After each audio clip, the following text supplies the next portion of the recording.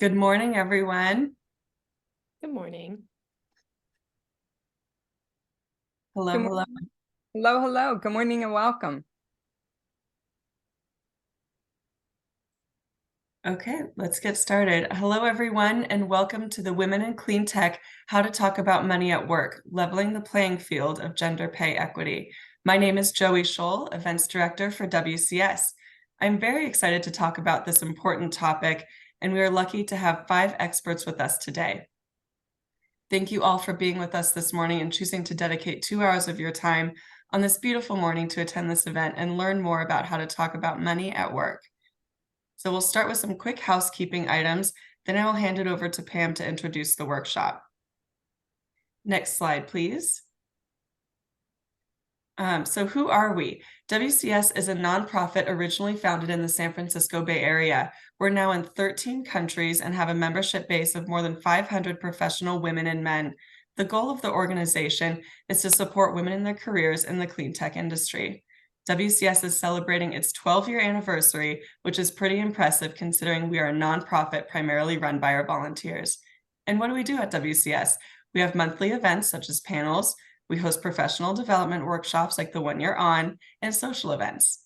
And we're now a global organization, so keep an eye out for an event near you. We also have a mentorship program. Applications open next week. More information is available on the website. And our annual flagship event, WCS Talks, is a TED-style event. Save the date for January 20th at Plug and Play in Sunnyvale. Next slide, please. All right. Oh, our upcoming events. Sorry, if you could back up one. Some of our upcoming events. October 5th, we have a seasonal social in San Francisco, LA, and Phoenix. October 19th is our reverse pitch. Sustainability startup supporters, investors, and funders will be pitching to you. And October 23rd, we have an entrepreneurship happy hour in San Jose. It's just ahead of the Verge conference if you're attending. And November 10th, our next professional development workshop, and the last one of the year, is Mastering Stakeholder Conversations, Developing Skills for Optimal Engagement and Cultivating Dialogue with Climate Deniers. Next slide, please. And some Zoom etiquette before we start. You're all pretty familiar with Zoom after 3 years of virtual meetings, but just a few reminders. Please write your full name, turn on your video if you feel comfortable doing so. We love to see your faces. And out of respect for our speakers, please mute yourself during the meeting. We encourage you to drop your LinkedIn in the chat to connect with other attendees. The more you get involved and active during this event, the more you benefit from it. So please don't hesitate to drop questions as we go. Next slide, please. All right, membership. In case you're not yet a member of WCS, I encourage you to sign up. Just scan the QR code to do so, and you'll sign up and if you sign up today, you'll be reimbursed from this morning's event. Feel free to reach out to me or any other WCS members on the call if you have any questions about membership. Next slide, please. Corporate membership. We love our corporate members. Our corporate members are critical to WCS continuing our mission to further the roles of women in the green economy. We have 3 different levels for corporate membership, and just a few of our member benefits are listed here below. Just scan the QR code or visit the website to learn more. Next slide, please. And one more, please. And with that, I am thrilled to introduce one of our fabulous board members and the Career Development Co-Chair, Pam Samarco. Pam is the CEO and founder of Green Training Associates, LLC, established in 2009. They're a full-service talent development firm. They develop people's capabilities to solve the world's challenges and build sustainable organizations. Green Training Associates accelerates business growth and retains talent through training, leadership development, coaching, onboarding, DEI leadership training, growth mindset, career path, and mentoring solutions. Pam works with clients in private, higher education, and nonprofit sectors. Pam builds thriving cultures, helps people achieve their highest potential, and develops organizational bench strength from onboarding through succession planning. Pam is a helpful connector and learning strategist. And as a performance solution architect, Pam transforms learning experiences into organizational impact with 35 plus years of corporate training experience. Green Training Associates, LLC specializes in the human side and business side of sustainability to accelerate ESG growth and integrate sustainability into corporate culture and employee performance. Pam has a prior 24-year corporate training career for global companies such as Citigroup, American Express, Lucent Technologies, Bell Labs Innovations, Medco Health Solutions. Pam has 30 years of global sales training, 24 plus years in technology, and 15 years in sustainability. Pam is a dedicated volunteer. She's the Career Development Board Officer for WCS in the Women in Green Initiative, USGBC Maine Region, and the VP Leader and Talent for NNJ Association for Talent Development. Thank you so much, Pam, for being with us today. I'll hand it over to you. Thank you very much, Joey, and welcome. Good morning, everyone. What a beautiful day to have this program. Your voice matters. Today, we're going to change your lives by arming you with knowledge and skills to equip you with the tools for gender pay equity conversations. Equity is a top priority for many organizations today as part of their DEI strategy. The gender pay gap is the difference between men and women's earnings and has barely changed in over 30 years. We continue to be puzzled by this essential corporate compensation task. Why are women and men paid differently for equal work? And more importantly, what can we do about it? And that's why we're here today. So we're going to elevate women's skills to improve your ability in many ways through pay equity trends in the landscape, which I'll describe shortly, workplace compensation trends, and 3 executive spotlight interviews. And the panel will answer your question and answer. We'll have a Q&A for your live money conversation challenges. Think about new job salary negotiation, pay raise conversation, pay equity conversation. Today, we'll be developing your skills and we're giving you some amazing information and walking the path. The experts are going to share their stories and guide you with your current path. So let me introduce you to our expert executive panel, who are our strategic advisors and experienced negotiators. Today's speakers include Catherine McLean, CEO of Dillon Green, and we are filled with gratitude for her time and commitment to bring us the 3 guest executive speakers. We have Ashley Smith, Chief Technology and Innovation Officer at AES, Zoe Gamble-Haynes, President at Clean Choice Energy, and AJ Dale, Director of Talent Acquisition, Culture, and Learning at Copia Power. And a bit later, we're going to give a more specific professional profile for each of these during our spotlight interviews. So you're going to learn more about each of these experts, who will also answer your pay challenge questions too. So welcome and thank you all for making today's program possible. Next, let me introduce Catherine, who will be our panel moderator, and Dillon Green is also our event sponsor today. She'll have she'll be able to speak a few words about Dillon Green shortly. So Catherine McLean is the CEO and founder of Dillon Green, a strategic talent acquisition consultancy that transforms business through talent. Catherine places top-tier commercial individuals within leading clean energy and technology companies and specializes in discovering and placing women, BIPOC, and others with marginalized identities. Having worked at the UN, developing relationships with governments on public-private partnerships, Catherine subsequently took a job as a consultant at Acre Resources, a global recruitment firm focused on energy and sustainability. In 2019, Catherine launched her new recruitment business in the United States. Combining her entrepreneurial skills and reputation for networking and referral-based recruitment, Dillon Green focuses on placing commercial professionals within the clean energy technology market. Allow me to introduce Catherine to speak about her company as our event sponsor today. Thanks, Pam. I appreciate that introduction. So this is something that's near and dear to my heart, talking about pay within the workplace, not only in the beginning when you have the most leverage, but also during your tenure within a firm. So I'm happy to be narrating this today. Next slide. We jump into the gender pay gap trends. Thank you, Catherine, and the landscape.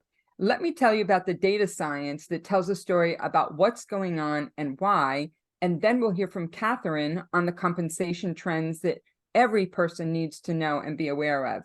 So let me jump into our first topic. There's almost daily news reports in many different arenas of our workforce, from celebrities to news anchors to movie actors, US soccer teams, and everyday workers. Women are challenged daily to earn the same pay as their male counterparts, doing the same work, where they currently earn in some cases, a fraction of what men earn. So we're experiencing social and economic injustices that need awareness and action by everyone to change perceptions of fairness and equity. Stereotypically, women may be raised to be appreciative, be humble, be compliant, work hard with your head down to demonstrate your competency. And sometimes we're afraid to ask for a raise, and yet we slog through with grace and humility. And sometimes it's hard to see your worth. It's time to ask for it. Our goal is to change this narrative today for our generation and future generations by teaching women to be assertive, communicate their value and accomplishments to negotiate higher salaries. This section tells the data science story about what's going on and why. So let's look at this multidimensional complex landscape from gender pay gap trends, studies, news, and political and policy that will drive equity. And then I'll reintroduce Catherine to talk about the compensation trends next.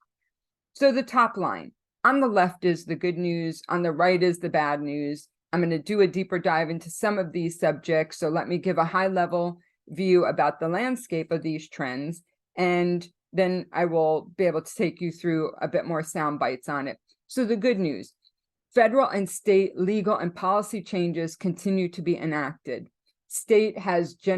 Many states have gender pay parity councils that drive policy change. There's 8 states right now, plus I think there'll be more, that ban on asking for prior job salary on job applications to avoid pay discrepancies. Salary pay transparency has become a law in 16 states for job postings, hiring process, and upon request, they need to provide it. So there's more detail on that shortly, but employers are also being held accountable. The U.S. women's soccer team won a pay parity lawsuit against a men's soccer team, which was making more money. And Google has had a class action lawsuit for their female employees, and the female employees won $117 million for gender pay parity and with a compensation audit by the Federal Labor Relations Board. So these are big deals, and I'll say a couple more sentences about those shortly. The bad news is that gender pay equity remains broadly unchanged for almost 2 decades, but it's getting closer for younger workers, which is fantastic to see. Employers are still treating women differently than men. Women, in some cases, accept a 30% lower starting salary than men. There's an important CNBC study. I'll remark on that more shortly. And women actually negotiate more than men and may still get rejected, which is another disappointment because there's still this perception about women not being worth that money. And we want to change that perception. And I think that the work is not only on our part, but it's also on employers' part, who need to do compensation audits for fair pay standards. And then there's something called the grass ceiling, grass as in green grass. It holds women back, where CEOs who play golf are less likely to have women on their executive teams. And when the CEO golfs, there's a higher pay gap between men and women on management teams. And note that 77% of golfers in the US are men. So we have an opportunity to take a look at this. And I'm going to be posting a handout, or Joey's going to help me post a handout. All of the details that you're seeing in this section, I have included the research links so you could read the studies in detail, because we don't have that much time today, and we don't want to with the stellar guests that we have. But I want to give you a couple more sound bites and talk about briefly the legal and policy facts. Well, the US has an equal pay day. March 14th is an equal pay day to raise awareness and combat inequities. In 63, we have an Equal Pay Act mandate that men and women should receive the same pay for the same work. And 60 years later, we're still far from complying with that legal standard. And Federal Women's Bureau is a government agency that addresses pay inequity and promotes equal pay through policy research and outreach. And President Biden has on deck a Paycheck Fairness Act that's coming to strengthen those equal pay protections, combat discriminatory practices, and enhance penalties for violations. These are important federal actions, and each state is doing their own actions where there's new state laws. Employers can't ask for salary history on a job applicant's prior salary in the hiring and compensation decisions. 16 states and Puerto Rico have banned employers from asking for prior salary history. I can speak from my own experience where I would say, I know I need to earn more money and I have to put in what my salary history is on this job application, and I don't want to. So guess what? States now, some states are banning that because I want to be paid what I'm worth, and I want to fall into the pay reference range that a company is offering for that job.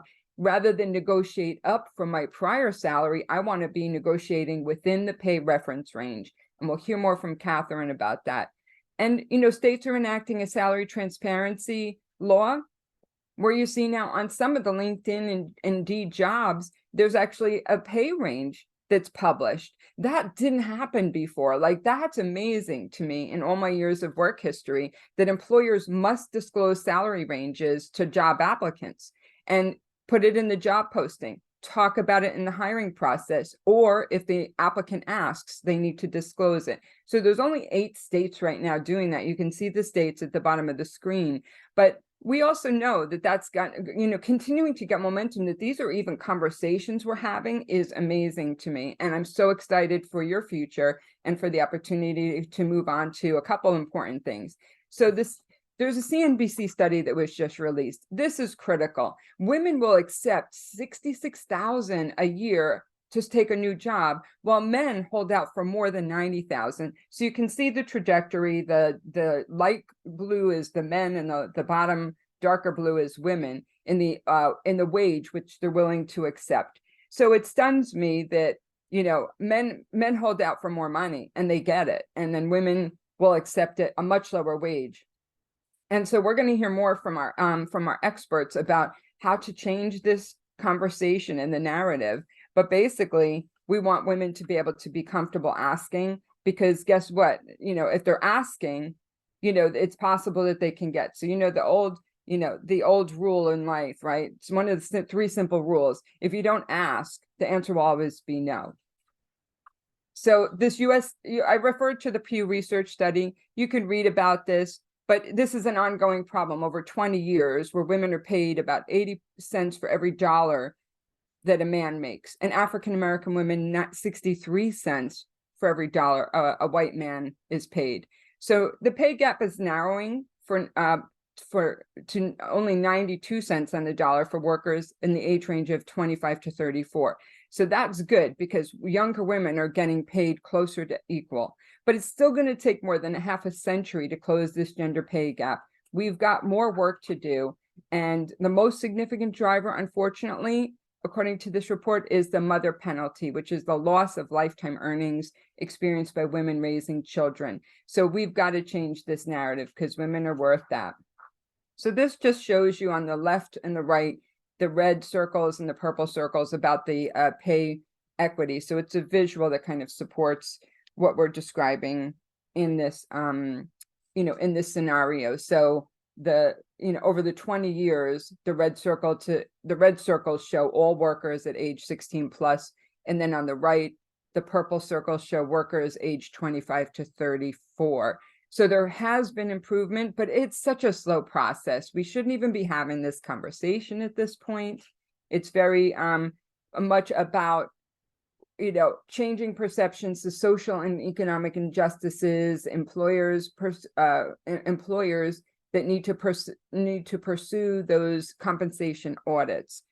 So the perceived reasons, people know that women are treated differently by employers. Like, why is this happening? Well, women tend to make different choices about balancing family and work. Women tend to work in jobs that pay less. So there's 3 major reasons here But about half of US adults are saying that women being treated differently by employers is a major reason for the gender wage gap. And so we want to work toward the gender pay parity. And how do we change that employer perception is through conversation and some of the skills that we're going to talk about later. I have a job aid for you that has some recommendations, in addition to everything our incredible panelists have in terms of advice and guidance for you. So a positive story in this is the gender pay discrimination law. There was a class action lawsuit that occurred in June last year where 15,000 women employees, held Google accountable for unfair gender pay practices by reporting this gap to the Federal Labor Relations Board. And Google's agreed to pay $118 million more to those 15,000 employees in the settlement. Because guess what? The company was accused of paying female staff $17,000 a year less than men for the same work. I pause and scratch my head. What would those women do? Because salary is cumulative over time. So that's where the gender wealth gap is, and the disadvantage for women that compounds it year over year because you continue to earn less than the male counterparts. So Google engaged in this discrimination by paying them less than their male counterparts, and they were held accountable by the Labor Relations Board, and these women got the back pay. So let's transition to a final and important new study from Vanderbilt Business School. We want to change this narrative by dispelling the gender pay gap myth, despite everything I've said so far, that women don't ask. Because this study by Vanderbilt Business School reveals that women do attempt salary negotiations as much or more than men, but are more likely to be rejected. So the gender pay gap was attributable to women and men's negotiation abilities. We're going to change that because not everyone is comfortable with that. And that's the starting place for you today. Women's choices, such as number of hours worked, that's understandable. Workplace fairness issues where women face discrimination in the workplace. And women are less likely to get what they ask for, recognizing that the asking is an imperfect solution. So we want to make sure that you're equipped with what are those compensation trends that Catherine's going to talk about. The skills handout that we have that teaches you how to prepare for that salary negotiation conversation. Make sure you do your research. Make sure that you collect data and are credible in presenting your accomplishments, and that you establish why you have the value that you have, and the company should step up depending on what the salary negotiation situation is. New job, pay raise, accomplishments. I know my guy coworker is making more than I am. So since the pay gap still exists despite women's strong negotiating skills, it's time to stop blaming working women for not doing their part. And we have more work to do, but there still is gender and the propensity to negotiate for higher pay. We have to update those beliefs. And guess what? It's time for employers to take a clear look at how they pay people. Let's be sure we fix the system and get over the idea of fixing women. The women don't need fixing. We need some skills. We need to have a path. We need to have the experience of and the voice of the experts that you'll hear from today. This is an important time for us to then make headway and engage with this discussion to give you the skills and knowledge. I'm excited to introduce Catherine to speak about the workplace compensation trends. Right. Thank you so much, Pam. That was such a great presentation. Really appreciate that. So workplace compensation trends. Next slide. In 2023, employers have provided the largest pay increases since the 2008 financial crisis. 50% of employers plan higher budget increases in 2023 compared to 2022.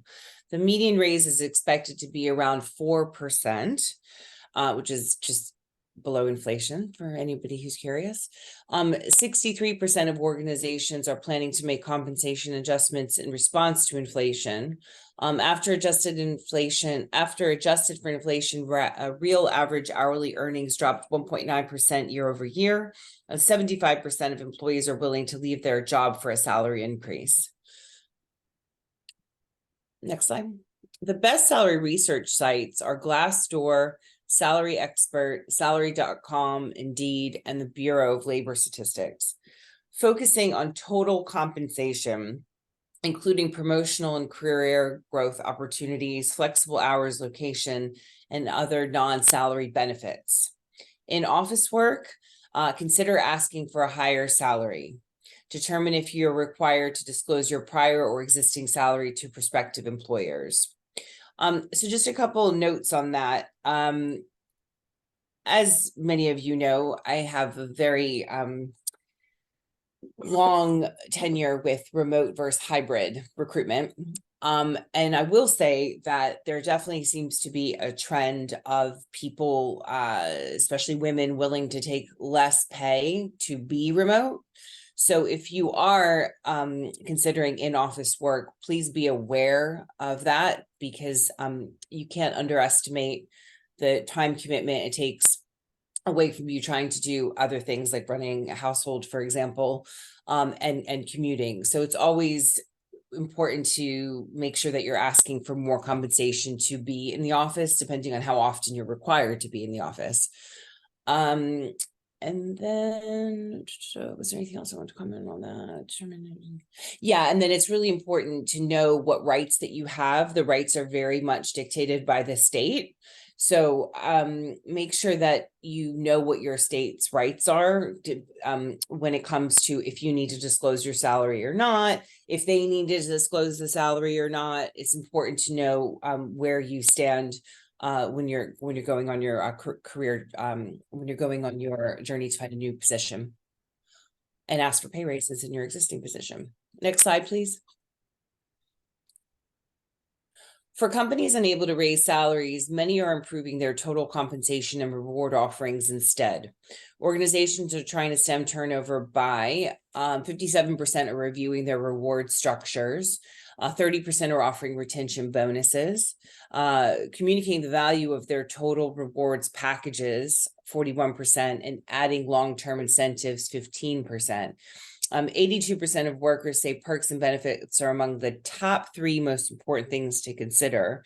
And over a third of employees didn't know anything about their current company's benefits until onboarding. I would really have to agree with the company benefits.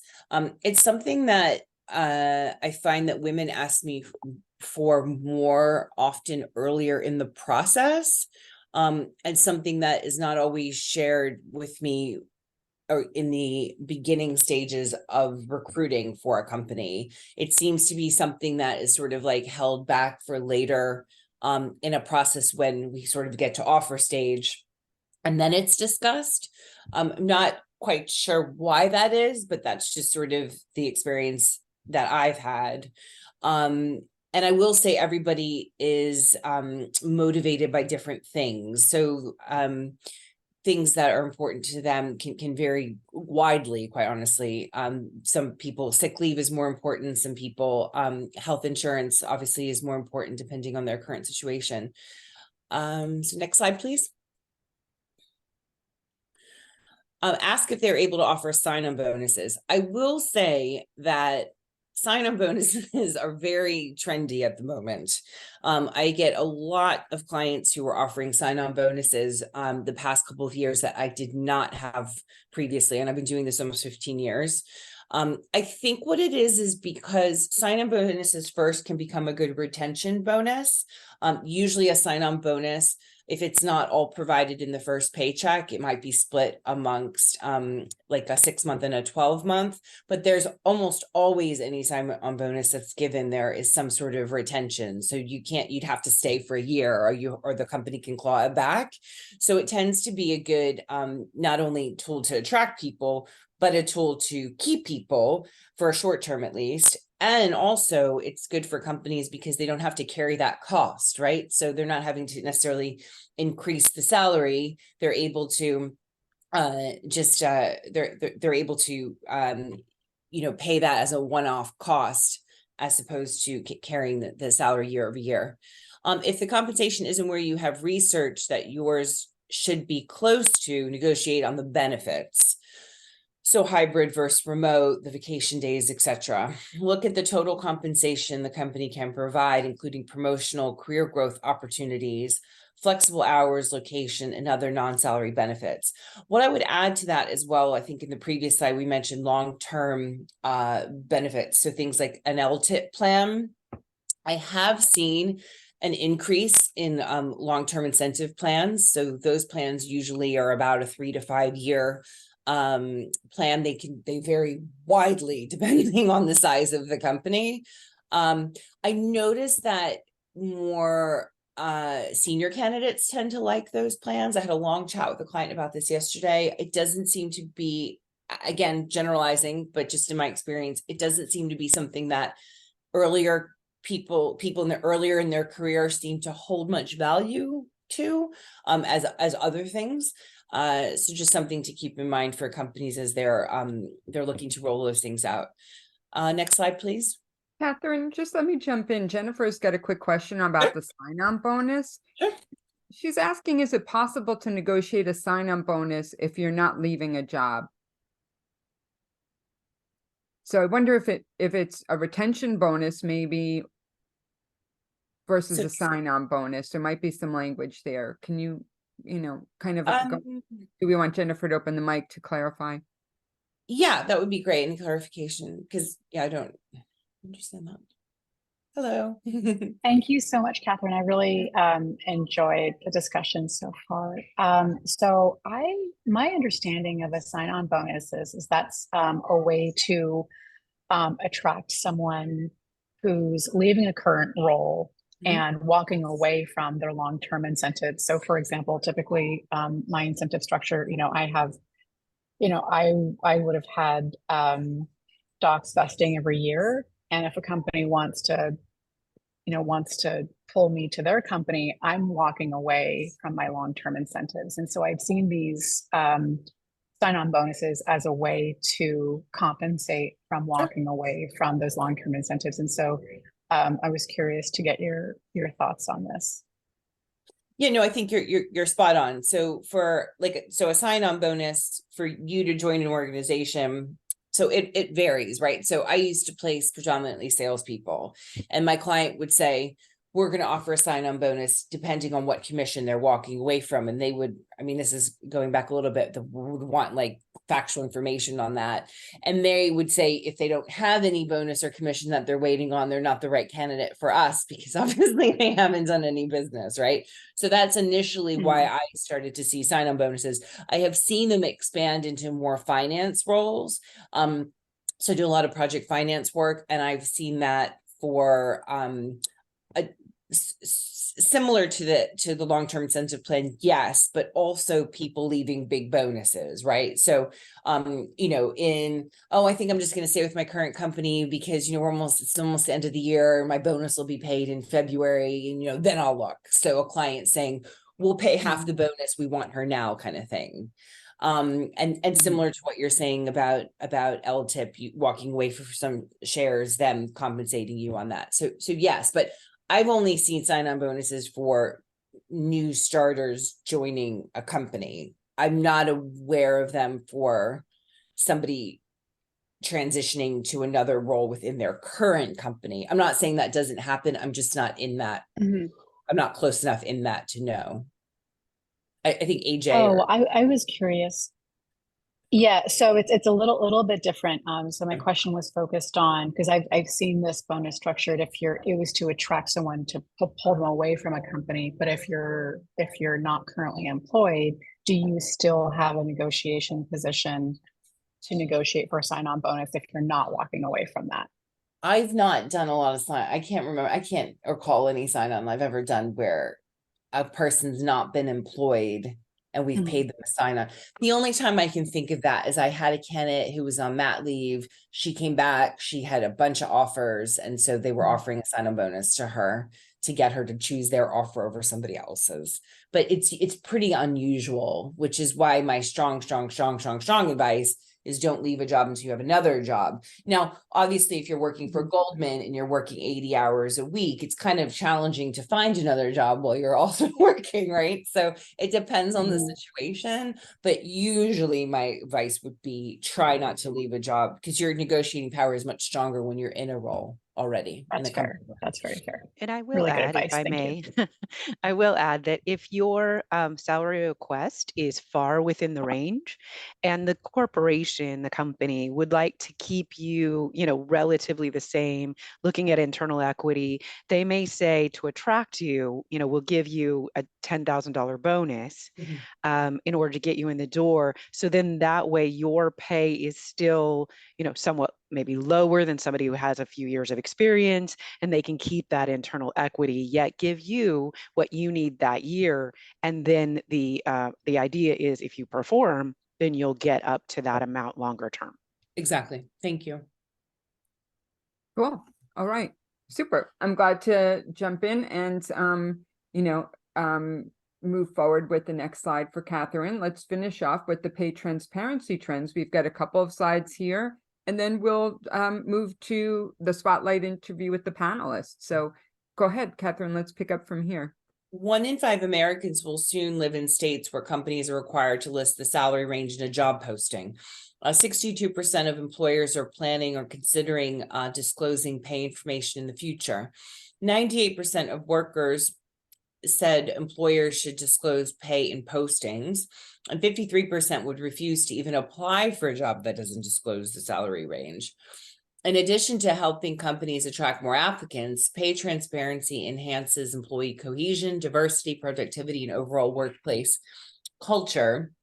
However, some companies are still hesitant. Businesses cite possible employee reactions, administrative complexity, and a lack of clear job architecture as reasons for not being clear about pay. So just a quick comment on this. I will say that the vast majority of companies I work with do not want to disclose pay for a bunch of these reasons. Some of them, have a couple of these reasons, some have one of these reasons, some have all of these reasons. I've had a lot of pushback from companies wanting to disclose pay. So it'll be really, really, really interesting to see how this transpires over the next few years. But I personally think it's important. I don't know if anybody has any comments or anything they want to add to this. Well, some of that's the law, right? So there's, what was it, like, 16 states that have pay transparency mandated by law.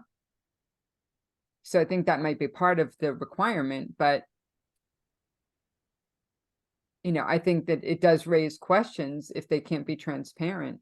And maybe that is why the compensation audit might be necessary at some point. Yeah. Okay, next slide. Yeah, I want to go to the next slide, and then we've got a comment from Sydney in the chat that I'll read to you. So let's close off with the pay transparency advice, and then we'll jump into that chat and go back to the spotlight interview next. Go ahead.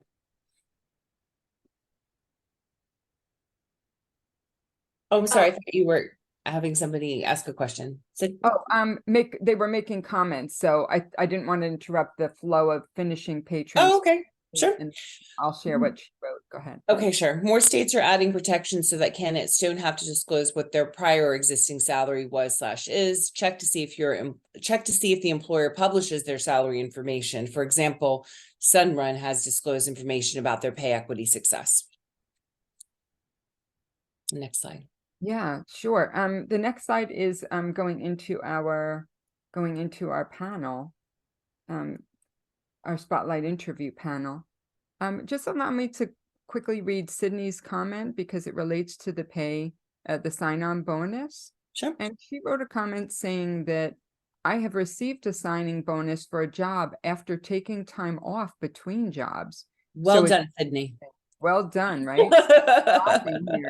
So she says, there's always an exception to every rule. There's a light at the end of that tunnel, Catherine, right? Because there you go. You don't need to be leaving a job and a bonus to ask or justify the sign-on bonus. So my goodness, I'm loving that chat right now because It's so important because to Jacqueline's comment, I wish more companies would realize that it helps in attracting the right talent. So these companies, I think that this is what the changing landscape is. And I think this brings forward exactly what we've been talking about so far in the first part of this program, which is there's transformation at hand. The social and economic injustices are starting to be turned right side up. Yeah. We also have a war for talent, and companies really need good qualified people, and they're slow to move toward this goal, but they need to be able to shift their compensation structure and be more respectful of the women and men, and also to make sure that they get the best the best worker they need to provide that compensation. Yeah, So I will say that as a recruiter, whenever I ask for more money, the first thing that I'm asked for is, what is my justification for asking for more money, right? So there's just, you be prepared to, if you're going to ask for something, to back up. Again, we'll get into this more in the discussion today, but be prepared to have a reason. Your reason can't just be because you would like a sign-on bonus. Like that's not a reason. Like there has to be some sort of justification for it, unfortunately. give one or two examples, Catherine, of what those reasons might be. What would it sound like? We've discussed them. So if you're in sales and you're walking away from a commission, if you have a long-term incentive plan and you're walking away from a sell event, if you have a bonus that you're due at the beginning of the year or the end of the year and you want to leave mid-year and the company doesn't want to wait for you. So yeah, fantastic. And I think layering in accomplishments and experience, I have XYZ credentials that justify why I'm worth that extra pay, or I've done this project in the type of work over, so many years. Like there may be some, I'm thinking qualitative in addition to some of those more specific answers. That's what I was just adding. So, okay. Yeah.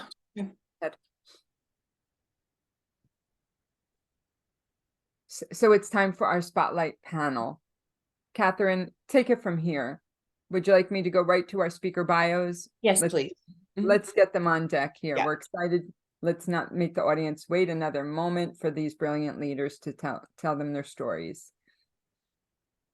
So the first speaker that we have is Ashley Smith. Ashley is the Chief Technology and Innovation Officer at AES.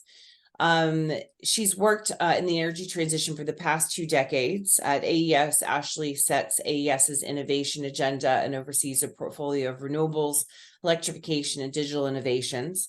Prior to joining AES, Ashley was part of Shell's renewable business, where she led the transformation of Shell's European power sales and trading group, drove strategic renewables investment, and led Shell's energy transition venture capital activities in Europe.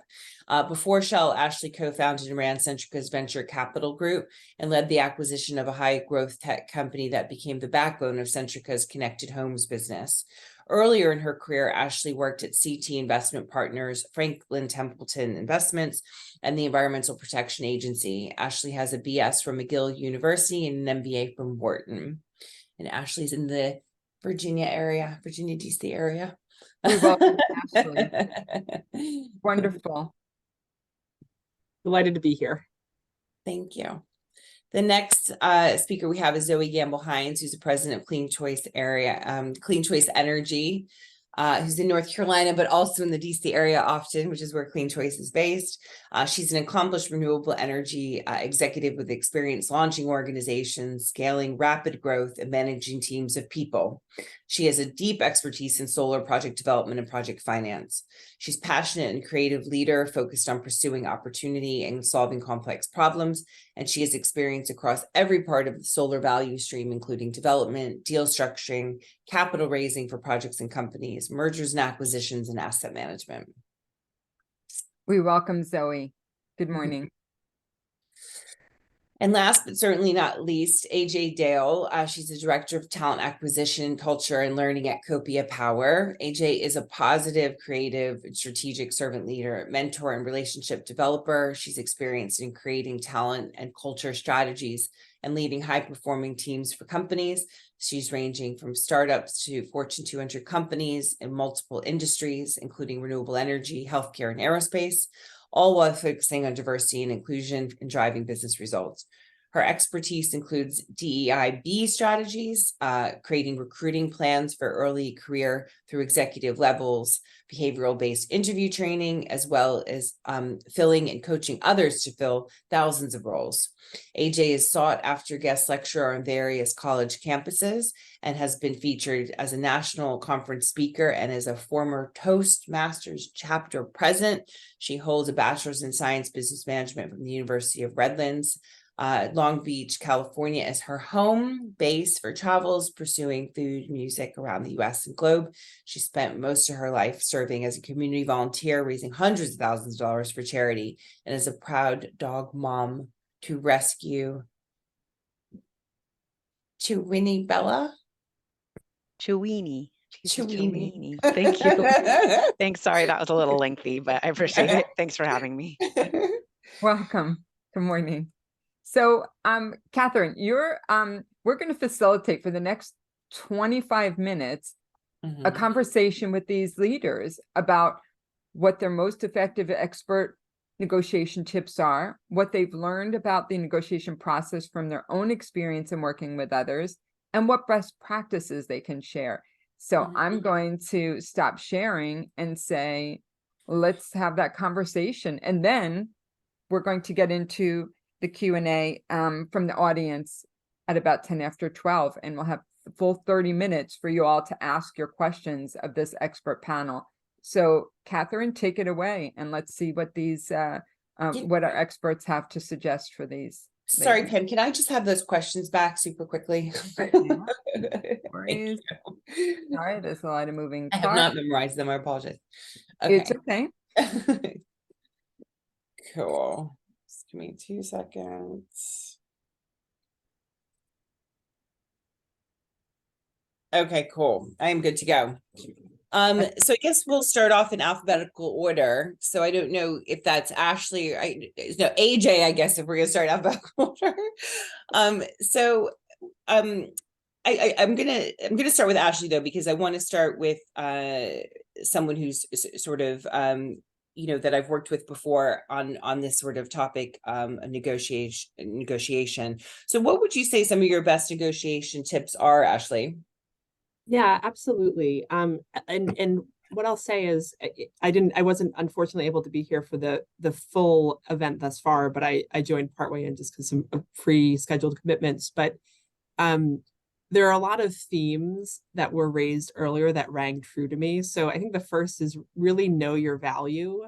And that means talking to the market, talk to your mentor. I really always try to talk to multiple male friends of mine because, as was discussed in the various statistics shared, there, for multiple reasons, tends to be, on average, women can sometimes ask for less. So really just, asking other people very, very bluntly what they make. You have to be careful about, who you ask that of, but finding ways to triangulate your worth is super important. I think the second thing is, once you've done that, being clear with yourself on what you're comfortable with and maintaining that clarity throughout. So you don't have to share that with, the counterparty that you're negotiating with. Obviously, you don't even necessarily have to share that if there's a recruitment agent involved, but knowing where your lines are will just give you the confidence throughout. And, you may choose to be flexible down the line, but it will just take the thinking on your feet during a discussion off the table, because you'll at least have the numbers generally clear. And then I think I have a bunch of different advice, but I want to make sure that AJ and Zoe get to talk things through as well. This came up a little while ago, but listen to the people that you're negotiating with curiosity, and then try to meet them where they are. So if they have certain goals that they have to reach, if they're, for example, is, you're not within the pay, like what you're asking for is out of the pay grade, then you say, oh, maybe there's a misalignment on the seniority of the job. Do we need to look at reclassifying the level? So you may or may not get there, but the asking that question means that you've listened to where they're coming from. You're not conceding, you're saying, look, I can see that, based on where we're each coming from, there may be a challenge for us. So let's see if there's a way we change the situation to sort of increase the size of the pie.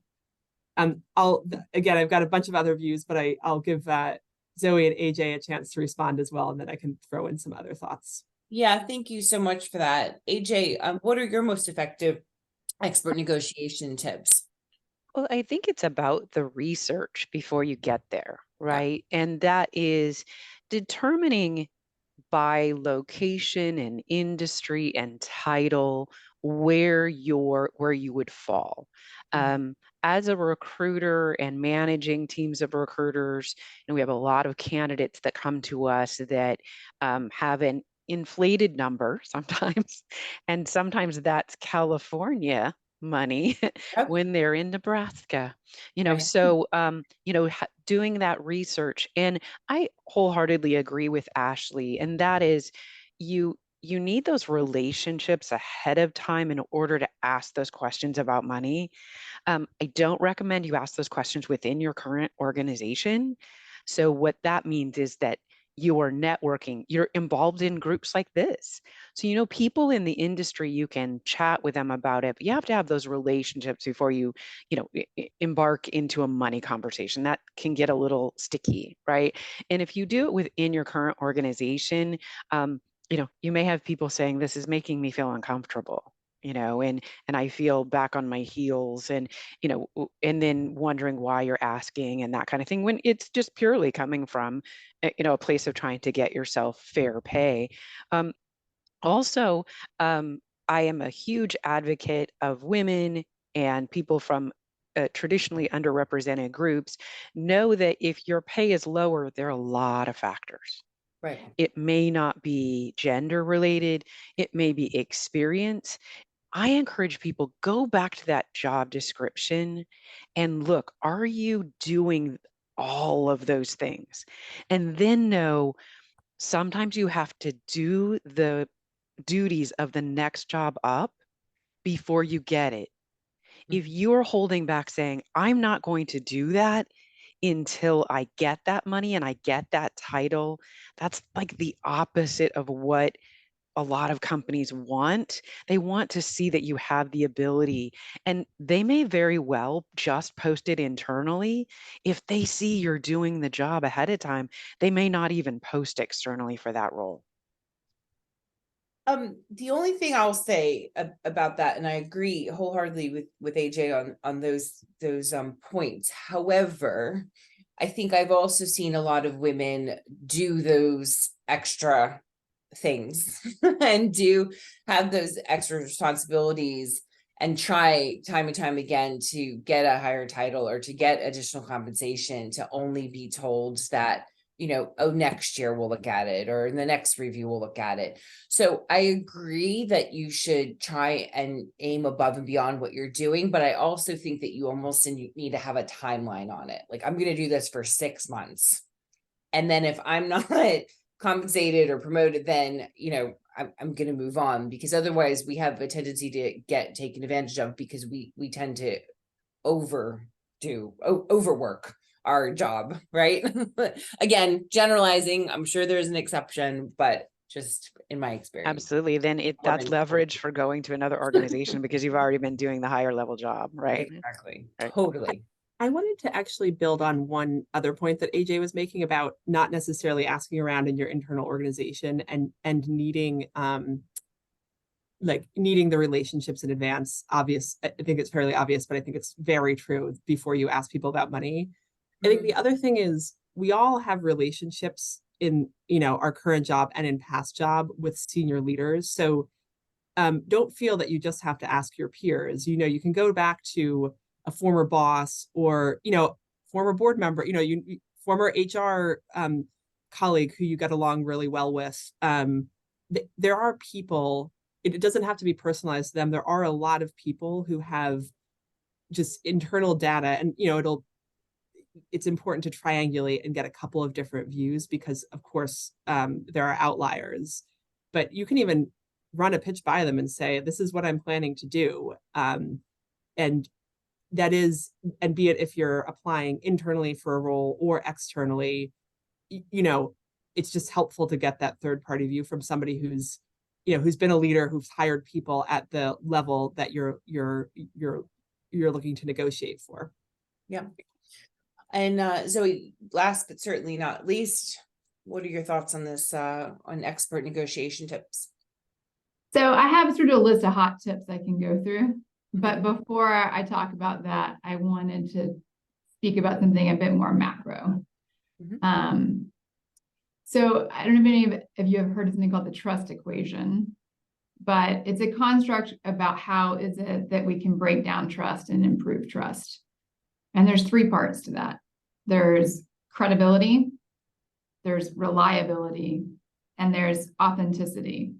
And I don't mean authenticity like, I'm going to be my most self-expressed person. I mean it in the sense of, am I hiding self-interest? And so if you want to improve trust, you need to look at where inside of those three parts is there a deficiency that you might be able to fill in or highlight an area where there's not one. So I'm going to give you an example. If, you know, as women, oftentimes we're already bumping up against a deficiency in credibility because we don't look a certain way. We don't fit inside the box of what is assumed to be credible. So you're then looking at a piece of reliability. How, you know, how reliable are you showing up? So one way you might be able to improve on that is to make sure that there's not, I mean, this is really basic stuff, like make sure there's no typos in your emails and make sure that you show up to your interview on time. All of that is feeding into the reliability bucket in a new piece. When you're going to negotiate for new compensation with your employer, build up a history of being somebody who does what you say you're going to do and on time as it was intended to be done. And communicate if you're not going to be able to do it. Don't be avoidant of or hiding when, because we're all going to fall down, we're all going to make mistakes, we're all going to not deliver on that promise. But the degree to which we can improve in the bucket of like, well, I broke my promise, but I acknowledged it, and now I'm going to make a new promise. All of that feeds into the reliability bucket. The final piece is authenticity, in the sense that when we're thinking about our own compensation, we can frame it for ourselves inside of what does the organization need to be successful. And the organization needs a diversity of experiences and from both our lives and our prior work experience, but it also needs employees who understand their value and are willing to deliver on that. So inside those conversations, when you can be direct about, if you're not hiding what it is that's your self-interest, be direct, but also think about it inside of the context of how much you can frame that as a conversation for what's going to support the organization, how your contribution is going to improve on the organization's success, and not just about what it is that you need in order to be a yes. And so, you know, there's a lot of different ways that you can think about this, but just noticing where things sit, either for yourself, like, do I, you know, if you went to Harvard and you have an MBA, you have some pluses in your credibility bucket, you're automatically going to get that interview, right? So there's, I think, just knowing where you sit relative to the role that you're going for. I think, you know, when we're thinking about that trust equation, it's also important to understand where an organization is at. I don't know if any of you have ever done a 9-box analysis of yourself or an employee, but when you look at an employee and you're thinking about an employee, you think about them inside of, well, what's their potential and how well are they performing? So if an employer is at a place where it really, let's say it's just had a new equity investment and has this huge growth trajectory that it has to deliver on, there are certain roles that company really needs someone who is both a high performer and has high potential, because there's a lot of leadership that's going to be needed. That's when you're going to have a company that's willing to pay more for that role to be filled. If you have a company that is publicly traded company, it's coasting, it's got everything, you know, going, it's going to have a different set of needs. It's not, there's anything wrong. It's just a different set of needs. So trying to place yourself inside of the box of what's happening inside of the organization and being attuned to and understand what's happening inside of the organization would be my other piece. So those are very macro points. I have hot tips, but that's. It's just one thing I want to add about what you're saying is it just reminds me so much of like when I started my career in B2B sales, right? Like the first thing that you learn is like, know your audience. Like, who are you talking to? Like, what's their situation?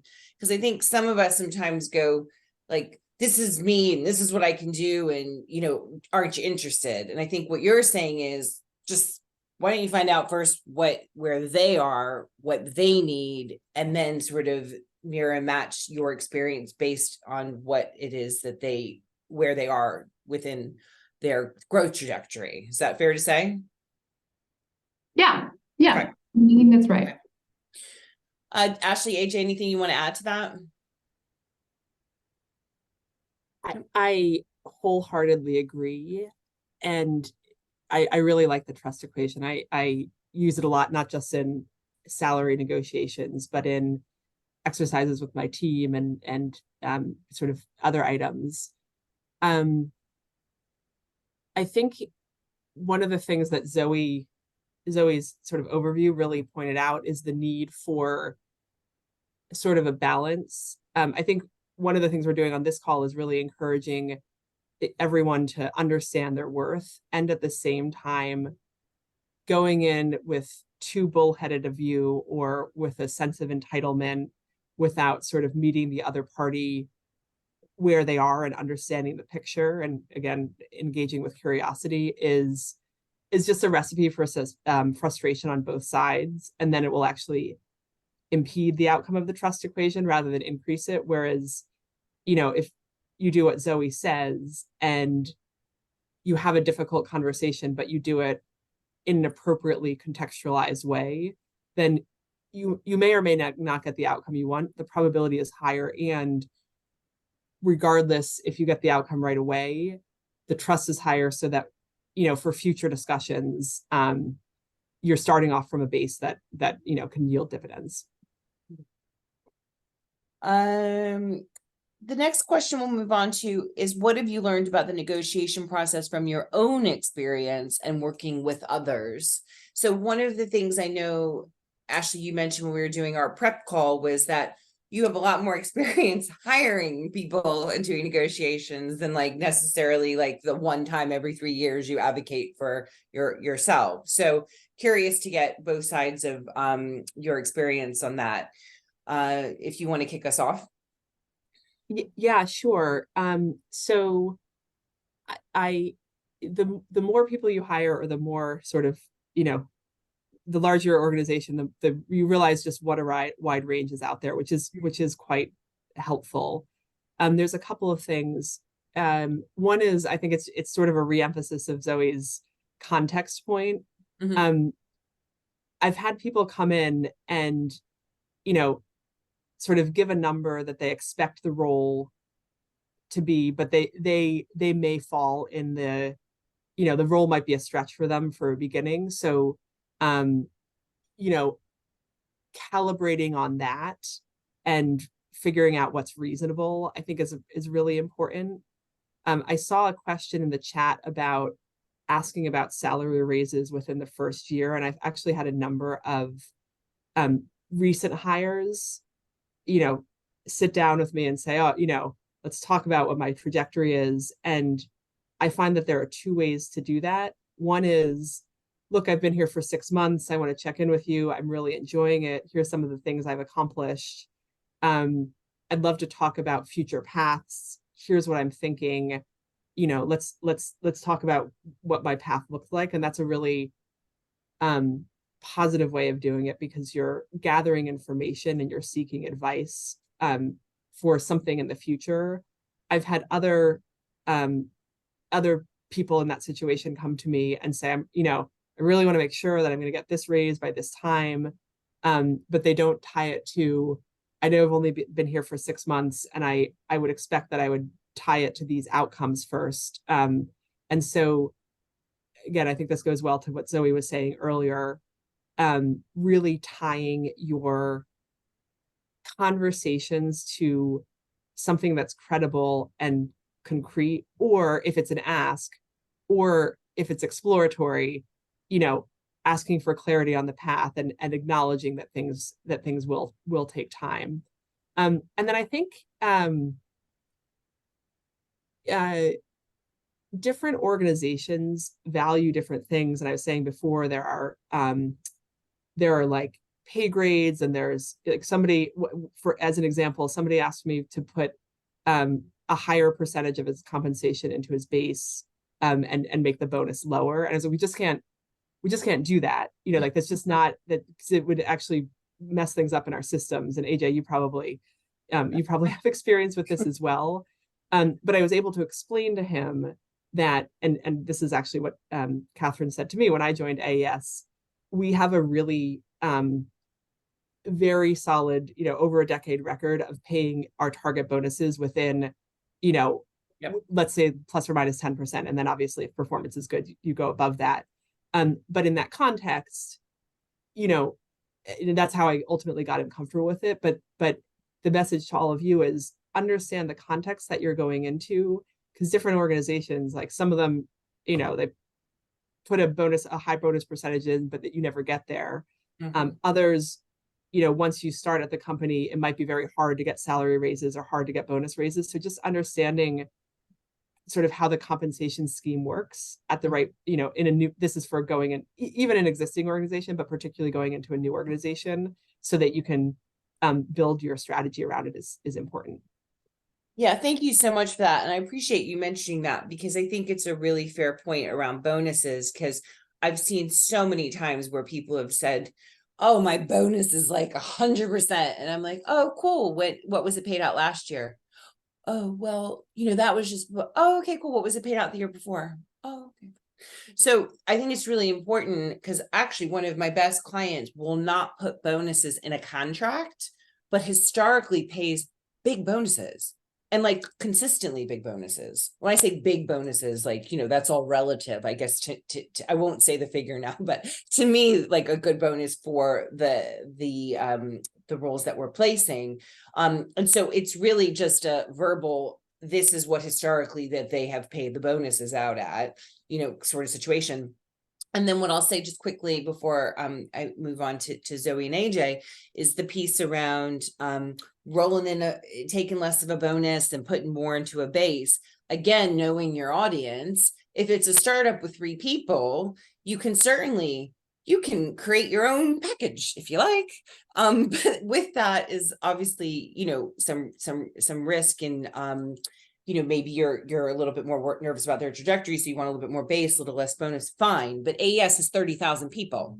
Again, knowing who you're talking to, there's only so much flexibility that a company like that is going to have when it comes to putting together a package. Zoe, do you want to take the question next? So a few things, and I will answer this question about equity-based compensation that I see in the chat. So a few things that these are personal experiences throughout my career. So I've been a mom to young children. I'm now a mom to teenagers. I do think that there's different answers to some of this based on where you're at in your life. And so I don't want to step over the comment that was made earlier about the mother tax. Yep. And probably one of the most important things I can say is don't trade your career for laundry. Like, it is important to be present and loving and engaged with your children, but you do not need to be doing laundry. And I say that because I think that one of the things, if I look back, that benefited me the most is that there was this moment in my career where it felt like between my student loans, because I went to law school, and what I was paying for childcare, yep, and what I was paying to have somebody help me do laundry and grocery shop and do my dishes and do some of the meal planning, I was literally at break even. Yeah. I might as well not have been working. But what I do know is that because I didn't have that extra bit of stress in my life, I was able to be present for my kids and carry myself through. Yep. And it's kind of like when you start a restaurant, you have 6 months when you're just planning to lose money. That is also true. And I don't think holding back your career in order, just know what you're sacrificing for. And I think oftentimes, especially new moms, there's this feeling of, I have to be everywhere all the time and everything needs to be perfect. Yep. And that gets in the way, especially for high performers. Like high performers are already operating inside of a perfection context. Yep. And we just really need to learn that not everything has to get done and that life is long and there are going to be other opportunities. So the other thing I would add is knowing what you need. So I say the truth, if you are earlier in your career and you're able to be in a place where you're able to just generally be in a place where you don't need a lot of base compensation and you're able to take more in equity, do that. It can have really fantastic payouts. Like I can't say enough about that as a positive experience over the course of my career. And in terms of equity, so I would think about it as twofold. There's LTIP, which is basically like a cash compensation. It's really a bonus that has some contractual rights around it. Typically, the contractual rights are much looser. Versus equity, which is going to be some form of a stock option or an RSU or perhaps even a non-voting membership interest in an LLC. The terms of equity can be very different. So there's terms around vesting schedules. What is it? Is it time-based vesting or are there performance-based vesting? Is that tied, and if it's tied to performance, is it individual performance that is subjective or is it based on the company's liquidation value? So I would just highlight, it's really important to understand the terms of the equity agreement. And you might just Google search some stuff. Like there's different tax consequences to different types of equity. So stock options and RSUs are treated differently if they're exercised versus if they're not, and when the grants happen. And so I think understanding also about what happens if you leave the company. Do you have to exercise your options and come up with the money to pay for them?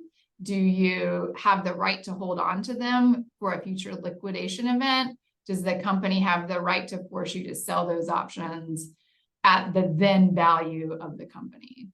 All of that is something that can be negotiated for senior positions. It's typically not negotiable for somebody who's in a lower position. There's a company agreement, and it's not until you get into a higher position that you're able to really negotiate around that. Yeah. But I would add to that separation as a part of an employment contract, I think, is something that people often step over. And, the value of severance is that it affords you the opportunity to take your time, to be choosy about what comes next, to not work and go play, I don't know. For me, golf, apparently. not golf, but to go. For me, I did a 7-day silent meditation retreat at one point, right? To be able to see yourself differently, and perhaps there's opportunities or things or insights about where you're going to go next that arise that you would have otherwise not seen. And then the last thing I'm going to add is to really be willing to listen to yourself, trust your intuition. I recently, when I was making the decision to join Clean Choice, I had a very successful consulting career. I was actually probably making more money than I'd ever made on an annual basis. And I got recruited by Catherine to come into the role, and it kind of triggered my desire I was at a place that I was ready to begin investing my heart and soul back into an enterprise and not just sort of be a service to others. But I knew that the best way to make that decision was to also have other organizations I might want to work for. And so I got a couple of other job offers. And one of them was better. It was like better base compensation. It was an immediate equity grant that was a higher. And my instincts, my intuition told me that this company at Clean Choice was a company that was aligned with my values, was full of people who are committed to gender equity, and that there would be future opportunities for me to step into something more than what I was being hired for. And that there was an opportunity for me to shape the vision of the company and to influence the strategy and become a partner in that business. And so while my initial job, I knew was not what I would want, I just had a felt sense that it would evolve into something more. And sure enough, within a year, I was promoted to being president of the company and was able to help guide, the company through some pretty significant changes. And I say that wasn't obvious. Like if you just, you're going through all of your lists of like pros and cons, sometimes that's never going to get you there. You just have to listen to what your instincts tell you and be willing to take a risk. So that's my long answer. Yeah, no, I really appreciate that, Zoe. And I think that you're spot on. Like I remember now the other offers that you were looking at. And I think it goes back to that commitment to gender equity. So many times I hear from companies their commitment to gender equity.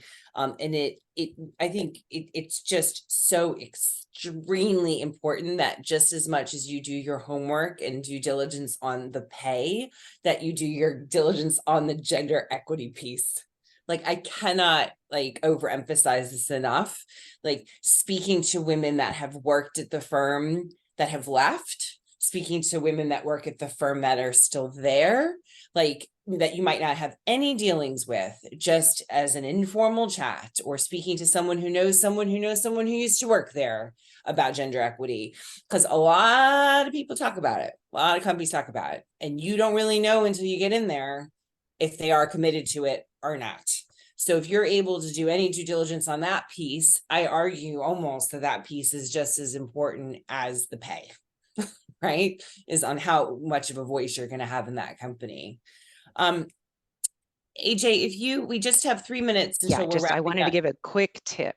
Yep. I like tools to arm people with. So when you're asked, what is your target compensation? You don't have to answer right on the spot. If you want to learn more about the scope of the role, ask more questions. Ask, can I tell you that after I meet with the hiring manager, if that's the next step? A lot of times, the job descriptions, especially in larger organizations, not mine now, larger organizations, it's a generic thing that they've used for, whatever, 5, 6 roles that pop up that year. This one's going to be a little different, different team, different responsibilities. So, if you ask, and it's all in the presentation, can I learn a little bit more about the responsibilities? And then I will ask that question. And then I will ask you, what is the range for this role? Right. So, you always want to try to put yourself in the best negotiation stance. And then just know some larger organizations are just not going to bring on people higher than midpoint. Some just will not. The more you ask, the more you'll find out. When you see a range, it's really unreasonable to think you're going to get that highest number. Also, because once you're in, you may not be able to get a raise on your salary if you're bumping up against the very highest level of that range. It just depends on the structure, and it goes back to asking those questions of how the salaries are determined and how raises are determined within an organization. Thank you, AJ. I appreciate that clarification. And then just with 1 minute left, one thing that I'll just mention that while it's fresh in my head that I've seen a lot recently, a lot of my clients have started to ask me, there's a trend of people working in one job here, one job there, one job, 1 year, and they're wanting to see a little bit more consistency. And one of the things that they're asking me for is, looking for somebody who's been company for 3 years, for example. And so I've been headhunting some people who might not actively be looking, but who may be interested in what I'm working on. And one of the things that keeps coming up is this resume is not up to date. And the resume is not up to date. And why would I need it to be up to date if I'm not actively looking for a job? So one thing I'll say, especially when it comes to new opportunities coming to you, right? So again, Zoe and Ashley, I brought an opportunity to them to talk to them about those positions. Is I would argue that when you're in your current role, that you're keeping a really detailed snapshot of the pay that you're on and the pay increases, but also you're updating your resume almost every 6 months. Whether you're looking or not is completely irrelevant. It's things you get very busy and time goes by and it's like, what have I accomplished in the past few years? And it becomes really hard to remember. So I think it's very important, you know, when you're having catch-ups with your manager, when you're getting pay increases, when you're changing jobs, to almost keep like a diary and an updated resume of that information, because it'll be a lot easier if then somebody approaches you about something, you're kind of ready to go. I'm going to build on that a little bit, Catherine. I agree with that. I also think that serves not only to get a new job and to negotiate the right level of salary, but it allows you to advocate for yourself in the existing job. It allows you to establish your brand externally, you know, by talking about what you've done in a, you know, an appropriate manner. It allows you to ask for raises internally. So it's not just about getting the next job, but it's about sort of building your brand and your what you're known for. Absolutely. So this has been a dynamic discussion. Allow me to jump in here and a couple of thoughts to add, and then we're going to transition to the live Q&A. I'm going to show a slide that gives instructions about how we're going to run that, and we'll have the panelists moderate again by Catherine to get to the live challenges that you all are on contributing. And I see one in the chat. We'll get to that shortly. Zoe, when we were in the rehearsal the other day, you said you regularly ask for 30% more than what you think. And I think that is, you know, that's that gut check and checking with male counterparts and knowing that, you know, what's the worst case is there's some negotiation tip there. I think with the rest, go ahead. Do you want to comment on your story for that? Because I thought that was a brilliant moment, and I'd love for you to share a soundbite. Yeah, sure. I mean, I often just assume that whatever I think that I should get paid for a role is going to be somewhere between 30 and maybe as much as 50% less than what my potential employer is willing to pay for that position. I know that for myself, I regularly undervalue myself.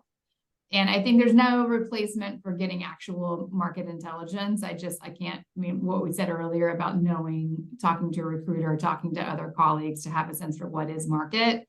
But outside of having information, if you're in a unique negotiating, just ask for 30% more than what you think. Now, my only counter to that is that I do think that there is a little bit of I do think there's a generational divide here. And I'm just going to say it. Like, I think that there is, for younger women have grown up inside of a very different narrative and context, and I notice are much more bold and don't have as difficult of an internal narrative, and are willing to come right out of the gate and ask for that. So Ashley has made a comment earlier about not wanting to be entitled. I think that because you're already empowered to ask for what and know and come equipped and ready to enter this conversation, you might not need to do that.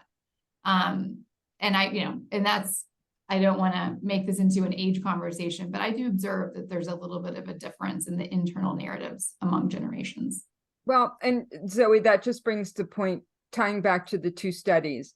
The Pew Research Center has the shortest wage gap or lowest wage gap of the 92 cents on a dollar for every male in the 25 to 34 age range. So that tracks actually with what the Pew Research Center has told us. And the CNBC study it's no coincidence that there's a 30% difference in that starting salary for women at 66,000 where they accept a job, and the man is looking at 91,000 as the minimum to accept a job. That's actually a 30% difference over the starting salary for men and women. So you're thinking like a man. Yeah. So That's there you not a go. bad thing. I like that. That's good. If you're 28, ask for 8% more than Yeah. women. And so I think, thank you, Zoe. I appreciate the extra input, and Ashley as well. Catherine, your comment about the tracking of the updating the accomplishments on the resume, I think what's helpful is to use your performance reviews. If your company has a performance management system, you're documenting your end of year accomplishments for the company. You should pull those over into your resume because it's timely, and that keeps you on track with continuing to update your accomplishments. Make them quantifiable as much as possible. What were the percentage increase of sales that you drove? What was the business result in reducing operating costs? Get those numbers in there because those are really indisputable. They're invaluable to present your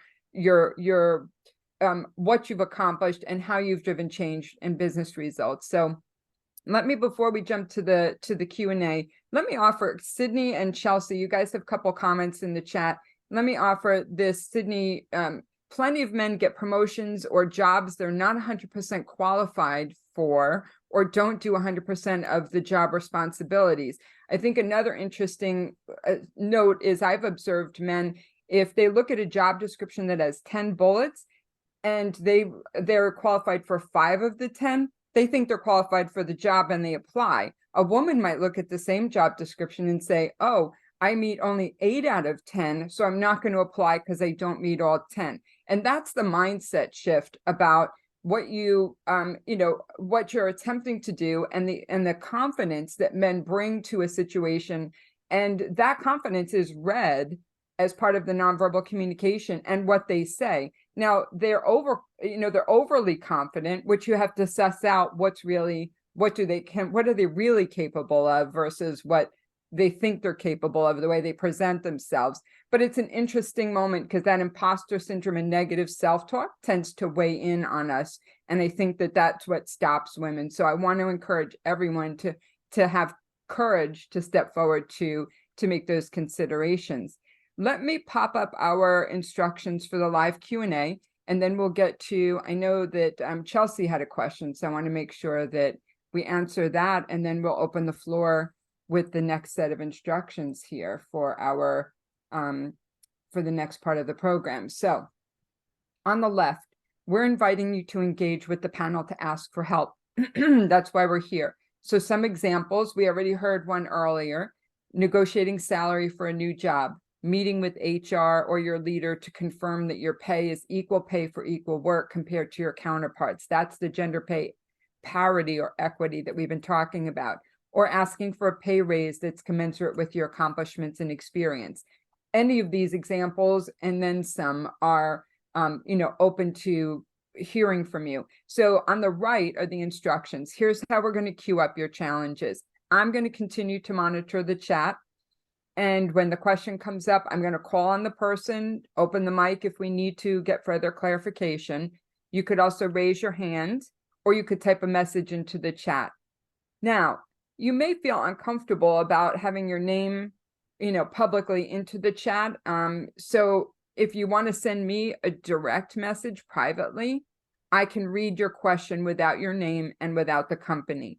So we don't want people to feel uncomfortable about something might be sensitive, but you need help. So send me a DM and I'm going to read it anonymously for you. And then Catherine is going to take the lead in asking the panelists to weigh in on the responses and how we navigate those. So let's start off with Chelsea's question, which is in the chat. I'm going to stop sharing because we'll go back to the slides to close in a few minutes, but we do have till about 10 of, so we got 20 minutes to take questions. And Chelsea did have a question. Let me find it. Here it is. All right. She was wondering how you can approach a conversation about a pay raise as a new person on the team, less than a year, when your role and responsibilities are rapidly changing and growing. When is the appropriate or right time to ask? Catherine, How should we handle Chelsea's question? Yeah, so I think Ashley touched on it a little bit earlier. So maybe AJ, if you want to have it, give your take on it from an HR point of view.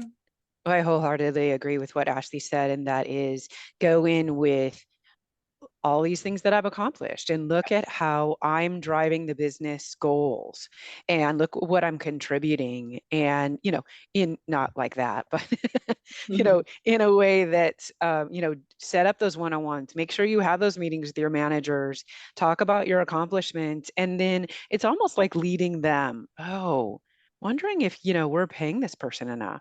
Right. Sometimes when it becomes their idea, they'll advocate for it, perhaps for you.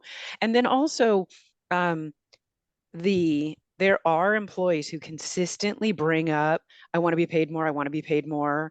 And every single time you meet with them, like, are they like, it's a broken record. Like, you will not be heard at Right. some point. So you have to really balance that with, the accomplishments, letting it be their idea, advocating for yourself. And then, if you are understanding the structure, you are doing your research, sometimes the structure is just going to limit it no matter what gender you are. You may need to look to go to another organization. And that's something that you can be open about if you'd like, because some organizations may provide a retention bonus, although it's still extremely rare for companies to provide retention bonuses. That may be something that they're willing to do if they know that you're looking elsewhere. Great. Thank you for that. Anything else that you want to add, Zoe? I think everything's been covered there. Great.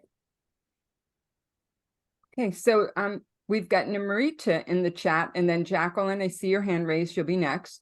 So Namrita is asking, another topic I'm curious about is approaching the compensation question when considering employment with a nonprofit. Don't want to dilute from the nonprofit's mission/corpus for the impact, but also want to consider fair pay. How can we help Namrita? Well, I have seen some pretty crazy salaries in nonprofits, if I'm honest, which, I think there's a misunderstanding sometimes between what a nonprofit, what people actually make at a senior level in a nonprofit versus what they pay more junior people at a nonprofit. I don't, do any of the three of you have any experience with that question? I think this goes back to, Ashley, go ahead, sorry. I don't have much direct experience. I do have friends and former classmates and things like that who work at nonprofits, and I think I would be careful about framing it as diluting the nonprofit's mission. I do think it's really important to ensure that you go for fair pay, and educating yourself on that. It's not a world that I have detailed compensation data on, but I think there are, just as all the advice that we gave before around gathering information, et cetera, I think holds true here.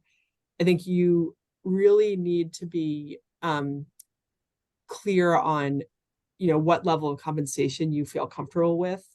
And if you're making a trade-off between a nonprofit and like the private sector, for example, really ensuring that you understand what the role is going to be, and ensuring that the mission-driven nature of it is something that testing that it will be fulfilling to you, et cetera, is important, because I have had the experience of, again, not me, but friends going to nonprofits and them feeling a bit bureaucratic, and they're sort of feeling they can feel disillusioned by them. So really do your diligence on a nonprofit, just like anything else. Yeah. And then finally, what I'd say to Catherine's point about higher compensation at more senior levels, that is often coupled with a very strong fundraising component. And so it really does depend on the role that you'll be doing.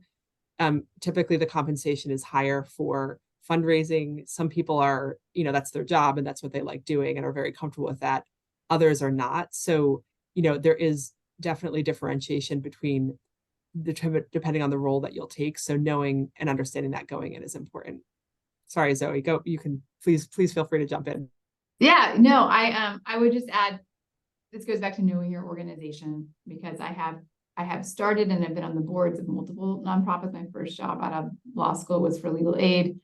I think you can get some data by every nonprofit, the topic that compensated employees are as public information on the IRS website. So you can get a sense of what is happening inside of the organization.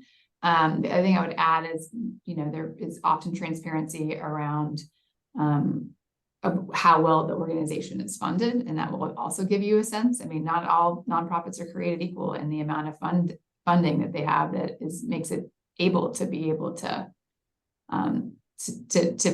it may be fair within an organization and not fair relative to the broader industry. Yeah. Yeah. Thanks for that.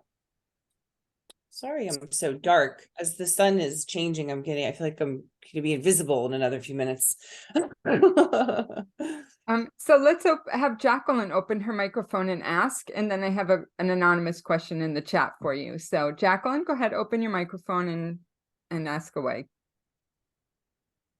Hi, yes, thank you so much. And this has been an amazing talk. So thank you so much for y'all sharing your insights and things of that nature.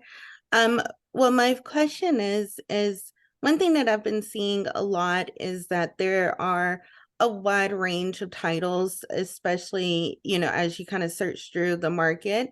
And it seems like everyone has a title that means nothing, sometimes on the requisitions. How do you, one, combat that from just a job seeker point, like kind of understanding where you would sit, whether, if it's called something that seems a little bit more elite, but it's really more junior level. And then also, I guess, how to kind of like price yourself when it's not lining up, like project manager, senior project manager, director of project management. How do you kind of combat those gaps that I've been seeing? Okay. So I think there's a couple questions there. So just so I understand. So the first question is around sort of different job titles and trying to understand what those job titles mean as far as how they correspond to pay. Is that correct? Correct. Yeah. Just making sure that, just because the job title sounds fancy, you're not, I guess, getting overworked and underpaid and, or vice versa, where you're going into roles that are too high for what you're looking for. Okay. Yeah. Okay. Ashley, you're nodding your head. Do you have some comments on that? Oh, I think that I think it's getting to understanding so I think it's hard to differentiate when you're searching job descriptions. I mean, you can read them, but I think it actually gets to, once you actually start the process, getting clarity from the hiring manager on what the responsibilities are is super important. AJ, I think AJ said before, you can also ask for the salary range or the compensation range, and that usually is also an indicator of the relative the relative seniority and therefore the breadth of the role. And you can also ask about things like, where does this fit into the organization? Because, if you're 7 or 8 layers down from the executive leadership team or the CEO, that's very different than if you're 2 layers down, or et cetera. So, you have to be thoughtful in the way that you ask those questions. But I think it's difficult to understand from job title alone, just because there is pretty wide variation out there. And I guess the other thing is, organizations are can be very different sizes. You can be at a 20-person organization, and you might have a higher title than if you're at a tens of thousands of person organization, and that's just a reality. Did anyone else have comments on that, Zoe, AJ? And your second part of your question, Jacqueline, could you ask one more time, please? My second part of my question is, oh my goodness, I think I forgot. So, never mind. Sorry. No worries. Sorry, I got a little distracted trying to get in the right lighting, so apologies for that. Catherine, apologies for interrupting. I wanted to just thank everyone for joining. I have a prior commitment now that unfortunately I conflicted with this, but I really appreciate everyone's time and it's been a really engaging conversation. Thank you, Ashley. Thanks for joining us. Ashley, you're amazing. Grateful for your support today. Thanks very much. Nice Take rest care, of your everyone. day. Thank you. Okay, so on to the anonymous question here. How should I approach the conversation with my manager when I know new joiners at my level are coming in at a higher salary than me, when they've been in the same role for multiple years and getting excellent performance reviews? And hold on, I'm scrolling. And my manager chalked it up to, it's a senior leadership conversation and I don't know. That's an interesting question. AJ, Zoe, do any of you want to chime in on that one? I think Time there's to leave. many factors, I would- right? that's what I would- People coming in, you know, they may bring different skills, you know, and the market may dictate bringing someone in. That doesn't mean that there isn't equity conversations going on behind the scenes. Yeah. So sometimes it takes companies, it's harder for them to catch up, you know, and get to the point where they recognize that those within the organization also probably need to be brought along. And then is it every department? So there are, you know, there are a lot of people advocating within the organization also for folks like this. And sometimes it's, well, the market's dictating this in one area, but not another. And it may be leadership is weighing in on this. You know, I think that it really is, you know, is there a, you know, look in the mirror, are you doing the work? You know, are you, you know, do you, if you ultimately do not feel valued and you aren't getting the answers, you know, your hiring manager may only know so much. You know, HR is a resource for you, skip levels to find out more about the structure. You know, with organizations like ours, when we rely on private equity monies, you know, sometimes it's dictated by the infusion of money that's coming in the door. But, you know, exhausting all of those steps, and then if you don't feel valued, then it, you know, it may be to look elsewhere, to look outside the organization. The one thing I'll say about that as well is I've had that situation with a number of candidates, and what they tend to do is go to market, get another offer that pays more, and then go back to their company and take a counter offer, which is so much fun as the recruiter going through that process. But anyway, it's literally the worst thing you could possibly do is to take a counter offer. There's an enormous amount of studies, if you just put literally counter offer in Google, saying why you shouldn't take a counter offer. So something like 80% of people leave after 6 months of taking counter offer. It creates a lot of resentment with the employee and the employer. So what I will say is, if that's your situation, you feel like you've had a number of conversations and you're not getting the result that you want, and you've decided to go to market, just make sure that you commit to that decision, because I think sometimes candidates can be a little shocked at how quickly they get other offers, how quickly they get a lot more money for their experience on the market. So don't use it as a negotiation tool. Try and do that negotiation before you go to market, please. Yeah, Yeah. I think that's the trust equation that Zoe spoke about earlier. You've Right. broken trust when you do that. Right. Yeah, and so the only other thing I would just add is I noticed a touch of resentment in the language of the question. And when I know that for myself, when I'm experiencing resentment, oftentimes it's because I'm avoiding hard conversations. I'm avoiding challenges. I'm avoiding looking at something over here with me. And my therapist has tasked me with the job of, I have 5 kids, by the way, right? So the job is, don't agree to do anything if you feel resentful about it. And it's so hard. That is the hardest internal work you can do. Yeah. Is to only say yes to the things that you do not feel resentful about. So it sounds, Zoe, that this person has got excellent performance reviews without a promotion, and she's asked, and the manager is going, I don't know, it's a senior leadership conversation. So if she's at the table saying, I've delivered and I need to understand, like, what does it take to get that next promotion or the money? If it's multiple times, that's really where they're not valuing you. Or do you say, well, let's invite HR into this meeting to see what's possible? Because if you keep hiring above me or around me, then I'm not making a difference, or I'm thinking I'm making a difference and I'm not.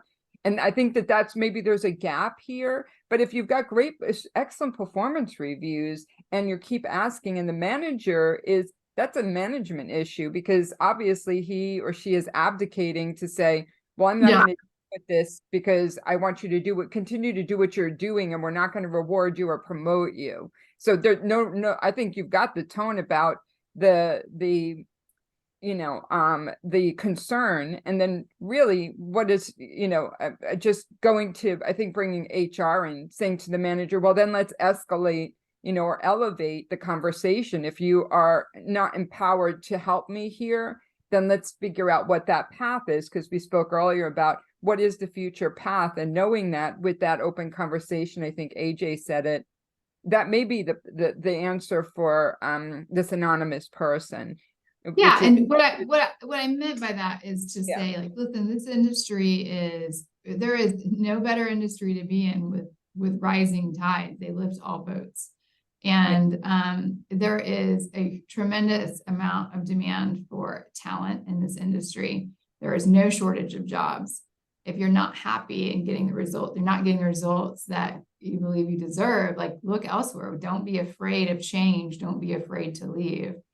And I know, and that was all that I meant, is that, and then the other thing I would just add is, I do think it's valuable to do to seek an honest 360 of yourself, because sometimes managers will give good performance reviews because they don't want to have to confront and deal with an issue they don't think is going to change, but they don't want to trigger the person to leave because that would leave a hole in their organization.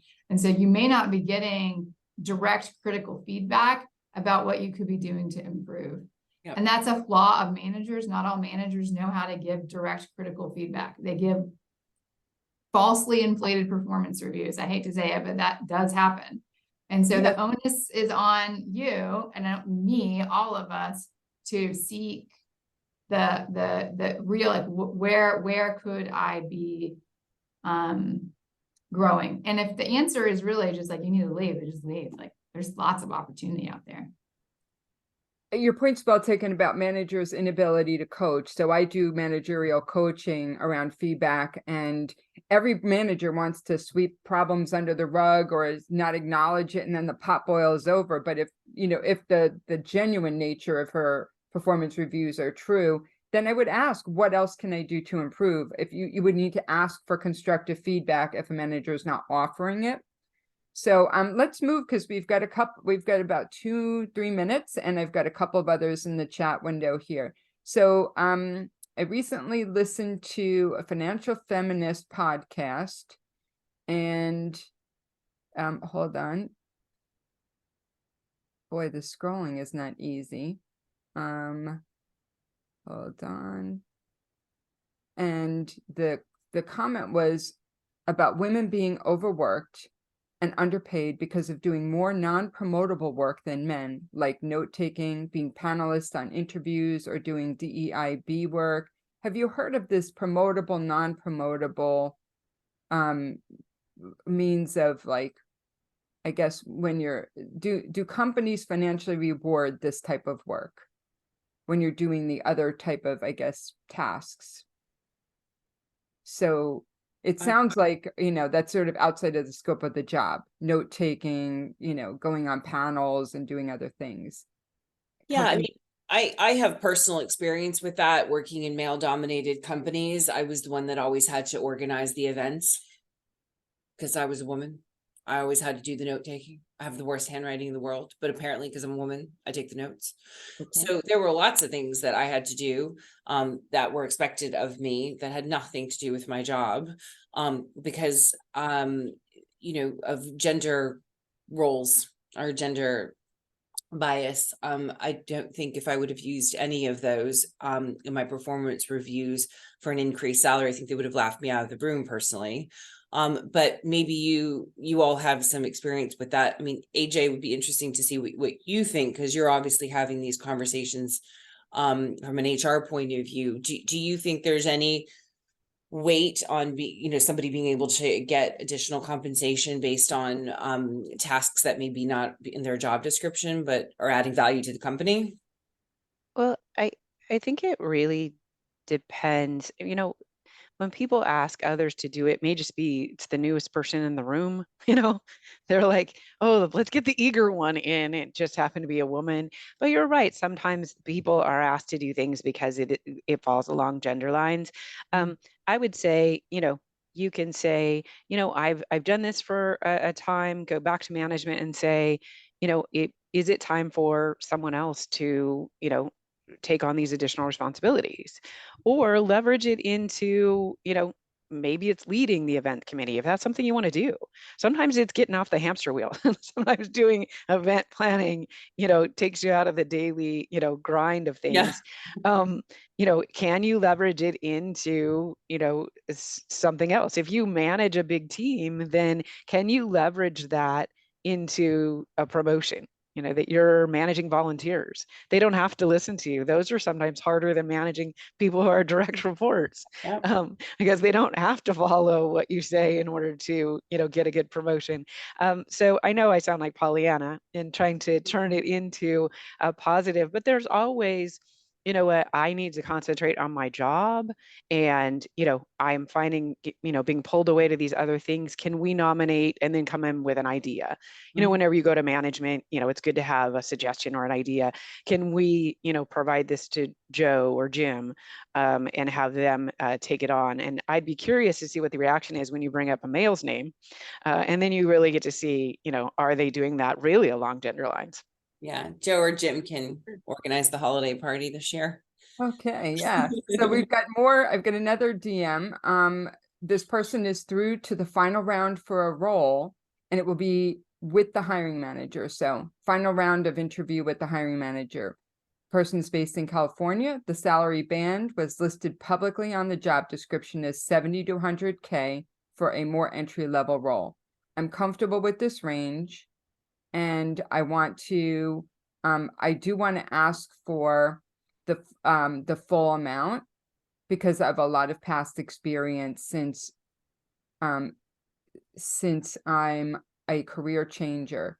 That said, I hope to grow within the company, and I recall that AJ mentioned that asking for a higher end it's rare to receive. Do you think I risk burning the bridges at this final stage to ask for the maximum amount? So 70 to 100,000 in California, wants the 100,000, can, say she's accomplished. That higher end, I think, is what ends up being the ceiling for pay reference for salary increases going forward, right? AJ, it's like merit increases then are limited. Tends to be, right. And there's always exceptions, as Catherine said, with every rule, there are exceptions. But that's not a conversation that you have with the hiring manager.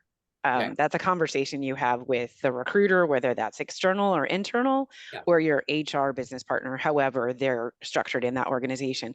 That is not a conversation you have in the interview with the hiring manager. Right. Yeah.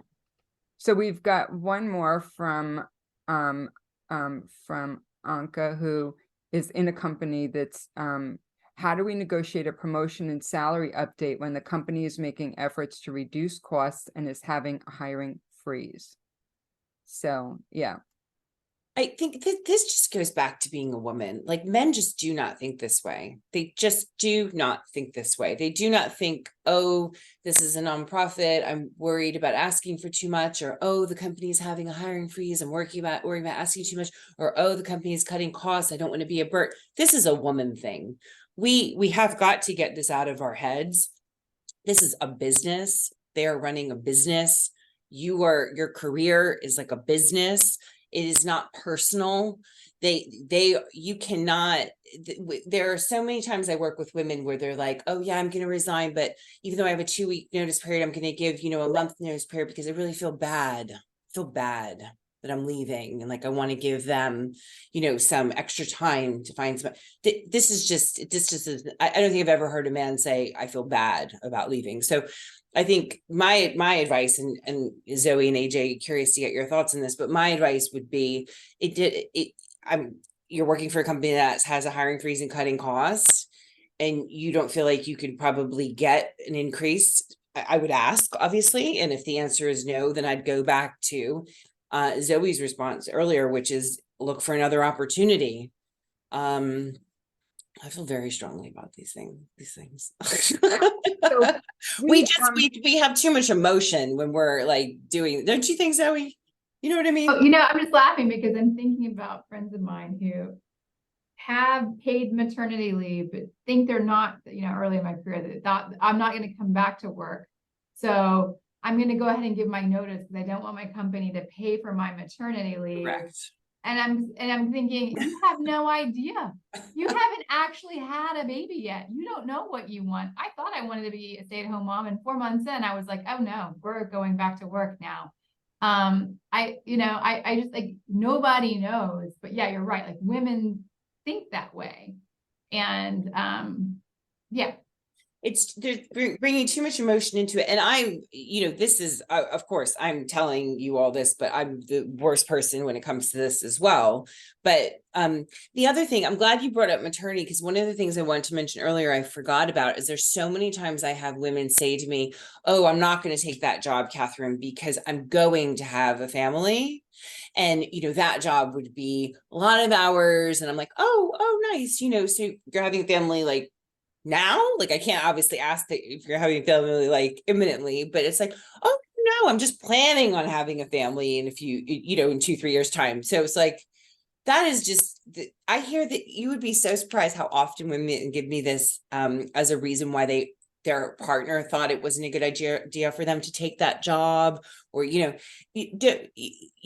is what happens when you make plans for it. You really have to deal with like the now. And you can't turn down things because something may happen in the future. There's lots of things that may happen in the future. We may have a pandemic. So, this has been amazing. Allow me to thank the panelists and Catherine, and pop up a couple of quick reminders as we close out, because we literally have 2 minutes, and I want to make sure we note that this quick skills review, I'm not going to give any detail. You can use the handout that Joey just put in the chat. But remember that advocating for gender pay benefits, not only benefits you, but creates an inclusive workplace. Approach negotiations with confidence, professionalism, and a focus on positive change. Remember one of the 3 simple rules of life. If you don't ask, the answer will always be no. So where is your golf course? Your 5 goals. Quick. Foster a connection with an inner circle of trusted advisors, have sounding boards to socialize new ideas for business challenges, and create visibility for the results you produced. Identify a sponsor to explicitly open doors for you with a strategic career plan.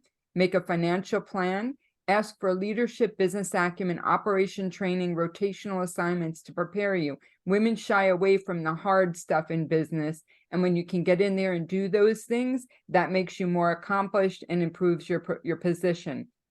And of course, join Women in Cleantech and Sustainability Organization. If you're not already members, this is your golf course. It's a primary place to build your inner circle and gain support toward your professional objectives and career goals. So in closing, Joey, let's hit these slides quickly. Thank you so much, everyone. And thank you to our speakers and our today's sponsor, Dylan Green. This was just an incredible discussion. Here's a quick snapshot of our upcoming events. You can find all of these on our website. Please visit our merch store. You can get 15% off today by using WCS 15 off. Next slide. And big thank you to our volunteers. We could not have these events and workshops without the volunteers behind them. Next. Please check us out on our Slack community. This is a benefit just for WCS members, and a quick reminder, if you register today to become a member of WCS, we will reimburse you for today's workshop. This Slack channel is where we network, where we have our golf course. This includes chapter happenings, job openings, and external events. And lastly, please join us in the social media world. Here are our handles. We're Women Cleantech on most of these. And thank you so much. That is all I have.